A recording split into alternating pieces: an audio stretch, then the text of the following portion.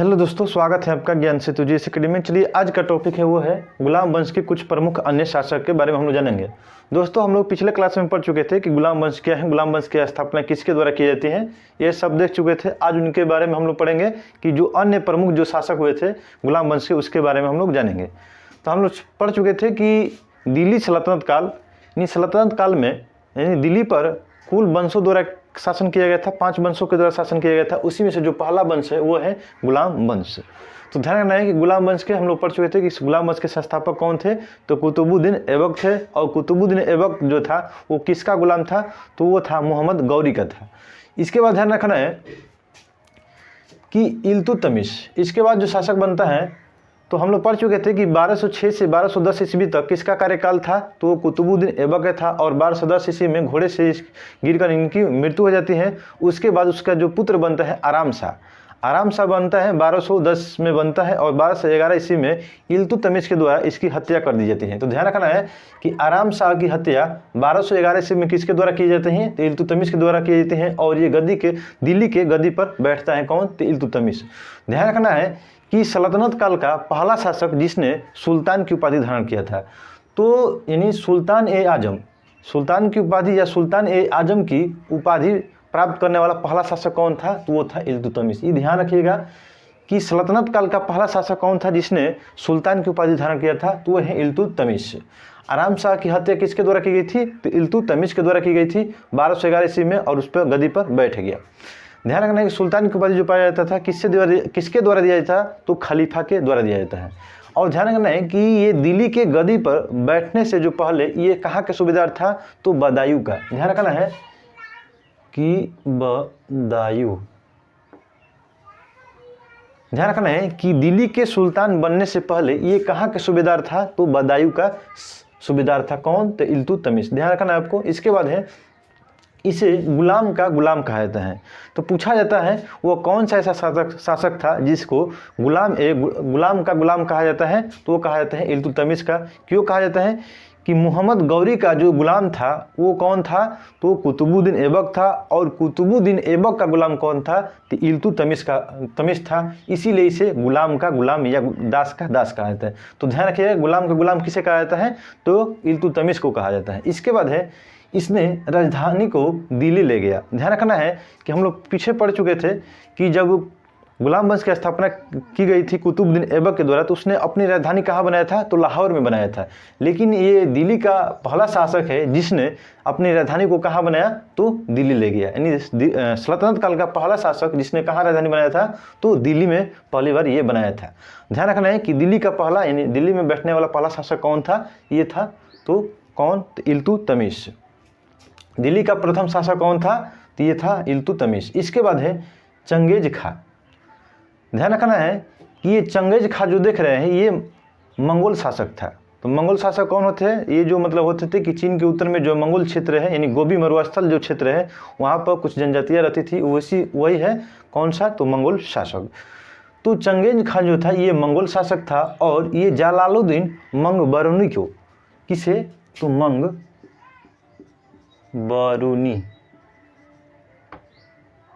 ध्यान रखना है कि चंगेज खान ने जलालुद्दीन मंगबरूनी को ये पीछा किया था। और ये जो जलालुद्दीन मंगबरूनी थे ये भारत के सिंध प्रांत क्षेत्र में आ चुके थे। तो ध्यान रखना है। और इसने जो चंगेज खां था इसने इल्तुतमिश को ये संदेश दिया था इन्हीं अपने राजदूत के द्वारा कि कोई इसका जो है कोई भी इसका मतलब कि जलालुद्दीन मंगबरूनी का कोई भी सहायता नहीं करेगा। तो किसके द्वारा दिया गया था, तो चंगेज खां के द्वारा दिया गया था कि जलालुद्दीन मंगबरूनी को कोई भी सहायता न किया जाएगा भारत के तरफ से यानी दिल्ली के तरफ से। तो ध्यान रखना है किसके द्वारा, तो मंगोल शासक चंगेज खां के द्वारा। ये पूछा जाता है कि किसके शासनकाल में पहली बार चंगेज खां ने या मंगोल शासक आक्रमण किए थे, तो दिल्ली के इल्तुतमिश के काल में। तो ध्यान रखना है कि इल्तुतमिश के शासन में कौन आया था, तो चंगेज खां ये पीछा करते हुए आया था। ये जो जलालुद्दीन मंगबरूनी थे ये कहाँ आए थे, तो सिंध प्रांत क्षेत्र में आए थे। इसके बाद है इसने बिहार का सूबेदार किसे बनाया था, तो ध्यान रखना है कि इल्तुतमिश के द्वारा बिहार का सूबेदार किसे बनाया गया था, तो उनका नाम था मलिक जानी। तो ध्यान रखना है कि बिहार का सूबेदार किसे बनाया था, तो मलिक जानी को बनाया था। और इसने शुद्ध अरबी सीखा, यानी दिल्ली सल्तनत का वह कौन सा ऐसा शासक था जिसने शुद्ध अरबी सिक्का चलवाया था, तो वो चलवाया था कौन सा, तो इल्तुतमिश के द्वारा चलवाया गया था। साथ साथ में तांबे का जीतल और चांदी का टाका। तो ध्यान रखना है कि तांबे का जीतल और चांदी का टंका किसके द्वारा चलवाया गया था, तो इल्तुतमिश के द्वारा चलवाया गया था।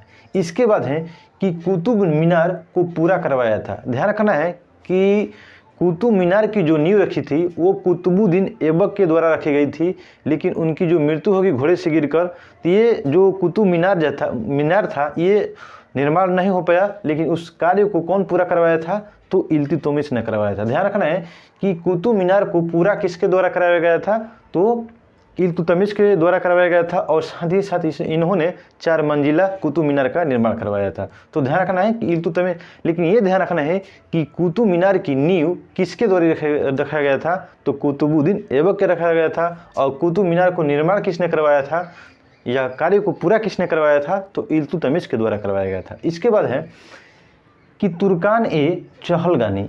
तो तुर्कान ए चहलगानी किसके द्वारा स्थापित किया गया था, तो ये इल्तुतमिश के द्वारा बनाया हुआ एक संगठन था। तो ध्यान रखना है कि तुर्कान ए चहलगानी की स्थापना किसके द्वारा किया गया था, तो इल्तुतमिश के द्वारा किया गया था। ये जो तुर्कान ए चहलगानी क्या होता है, तो ये होता है कि 40 गुलाम जो सरदार थे उसका एक संगठन था। तो ध्यान रखना है कि 40 गुलाम सरदारों का एक संगठन था, जिसे कहा जाता है, तो तुर्कान ए चहलगानी कहा जाता है। तो तुर्कान ए चहलगानी का स्थापना किसके द्वारा किया गया था, तो इल्तुतमिश के द्वारा किया गया था। इसके बाद है हम लोग पढ़ चुके थे कि इल्तुतमिश जो था ये दिल्ली का सुल्तान बनने से पहले ये कहाँ के सूबेदार था, ये बदायूं का सूबेदार था। तो ध्यान रखना है कि 40 गुलाम सरदारों की एक संगठन था जिसे तुर्कान ए चहलगानी कहा जाता था। इसके बाद है कि इल्तुतमिश के द्वारा ही दिल्ली में अमीरों का दमन करवाया गया था। दिल्ली में अमीरों का दमन किसके द्वारा किया गया था, तो ये किया गया था इल्तुतमिश के द्वारा किया गया था। इसके बाद है कि जब इल्तुतमिश की मृत्यु होती है, इसके बाद दिल्ली की गद्दी पर कौन बैठता है, तो ध्यान रखना है कि इनका जो नाम था यानी रुकनुद्दीन फिरोज। ध्यान रखना है कि इल्तुतमिश की मृत्यु के बाद गद्दी पर कौन बैठा था, तो उनका नाम है रुकनुद्दीन फिरोज। इसी का पुत्र था, यानी इल्तुतमिश का पुत्र था रुकनुद्दीन फिरोज, और ये अपने माँ के सहायता से शासन प्रशासन चलाया करता था। तो ध्यान रखना है। इसके बाद है ये ज़्यादा दिन तक ये अपने प्रशासन शासन को नहीं चला पाया। इसके बाद आते हैं कि सुल्तान बनने वाली महिला। तो ध्यान रखना है कि सुल्तान बनने वाली प्रथम महिला कौन थी, तो राजिया सुल्तान। ये जो बनती है कब, तो 1236 से 1240 ईस्वी तक इसका कार्यकाल रहता है। तो ध्यान रखना है कि दिल्ली सल्तनत का पहला या भारत की प्रथम महिला शासिका कौन थी, ये ध्यान रखना है कि भारत के प्रथम महिला शासिका कौन थी, तो वो है राजिया सुल्तान, जो 1236 से 1240 ईस्वी तक ये सुल्तान बन के रहती हैं।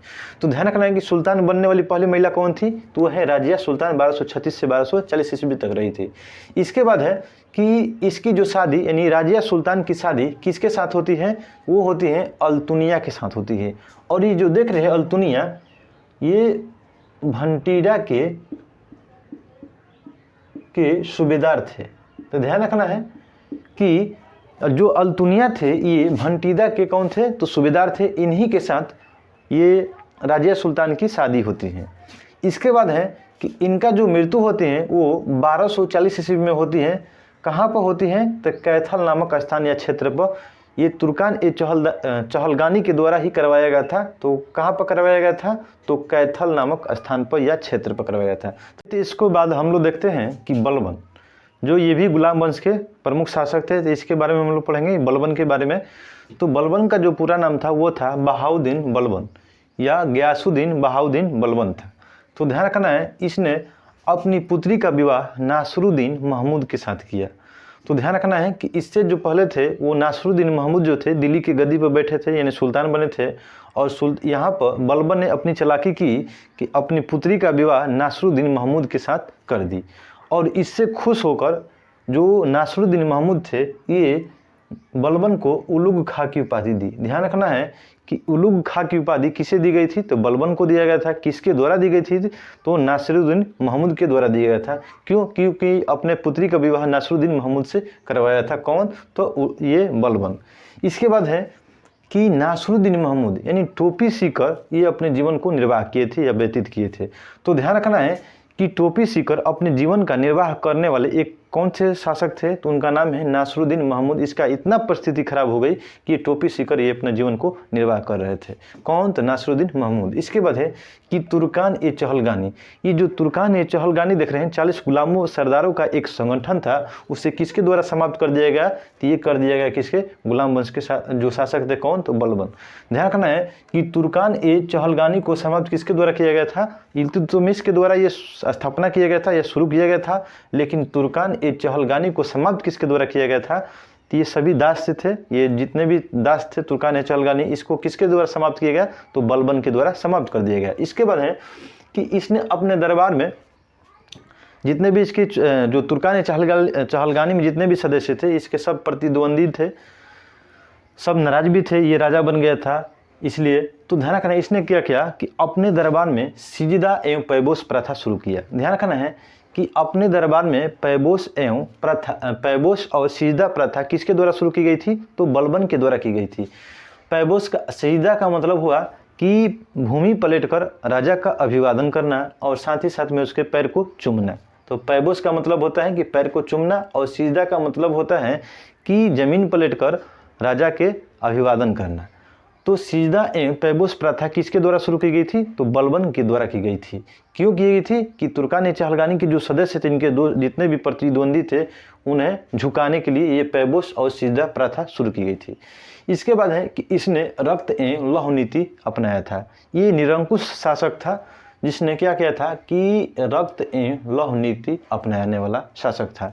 तो रक्त एवं लौह नीति अपनाने वाला शासक कौन था? वो था बलबन। इसके बाद है कि दीवान ए अर्ज, जो दीवान ए अर्ज की स्थापना की गई थी, किसके द्वारा किया गया था? तो बलबन के द्वारा किया गया था। और ये जो दीवान ए अर्ज देख रहे हैं, ये किस विभाग से संबंधित था?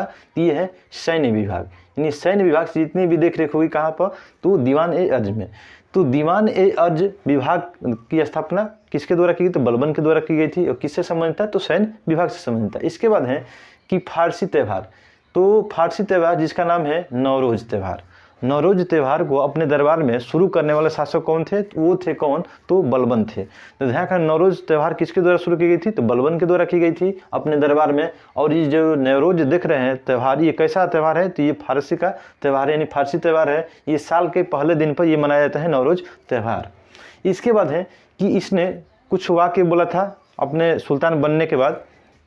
इसने बोला था कि सुल्तान का जो पद है ये ईश्वर द्वारा प्रदत्त है।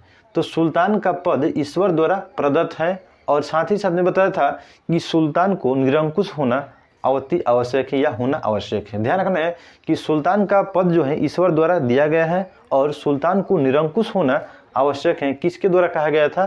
तो बलबन के द्वारा कहा गया था।